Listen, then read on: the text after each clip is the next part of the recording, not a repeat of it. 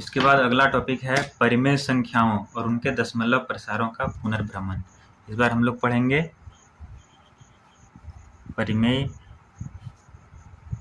संख्याओं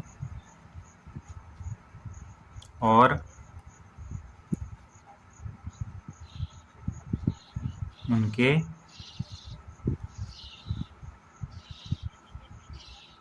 दशमलव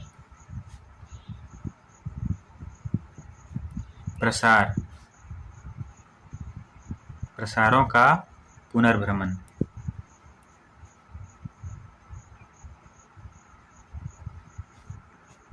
इसको भी हम लोग पहले ही पढ़ चुके हैं 9th क्लास में।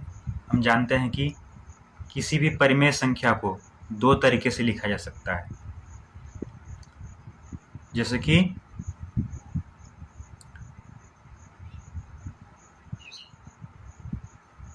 तीन बटा दो।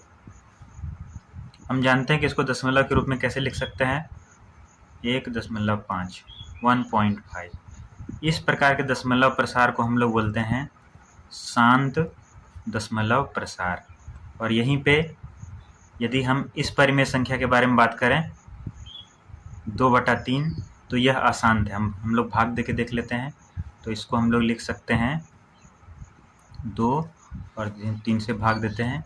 तो चूँकि भाग नहीं लगा तो शून्य बिठाएंगे, फिर दशमलव देंगे, यहाँ शून्य आ गया। फिर 6 घर में ये 18 हो जाएगा।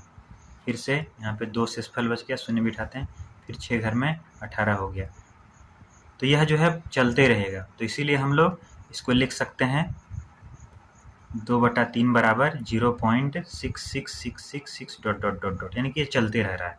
तो इस दशमलव प्रसार को हम लोग बोलते हैं अशांत। लेकिन क्या होगा, आवर्ती होगा।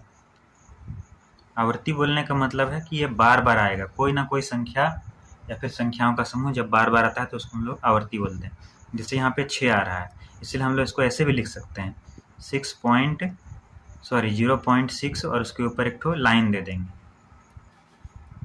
लेकिन यहीं पे यदि कोई अपरिमेय संख्या है तो इसको हम लोग शांत तो ये अशांत तो बना सकते हैं, अशांत तो होगा, लेकिन उसको हम लोग रिपीटिंग नहीं दिखा सकते हैं, उस पर इस तरह का लाइन नहीं दे सकते। जैसे हो गया एक अपरिमेय संख्या का उदाहरण लेते हैं।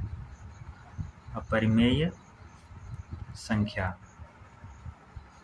का उदाहरण लेते हैं, जैसे हो गया 0.1 0.1 0.0.1 0.0.0.1 ...